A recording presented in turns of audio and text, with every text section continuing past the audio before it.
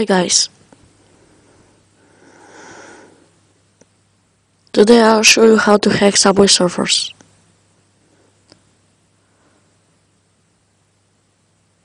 Go on this website. Now install Aptoide. Now open Aptoide. Search for Subway servers cheat. Now download second app.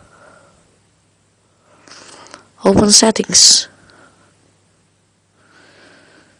Tap on application manager.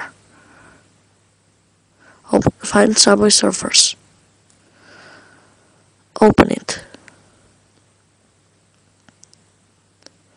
And press clear date. Then close settings and open app you downloaded. Press here.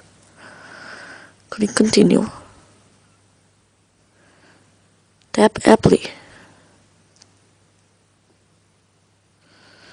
Close app, not by pressing this. Now open Subway servers. And here you have. Made by Rogue Zalokar. Thanks for watching.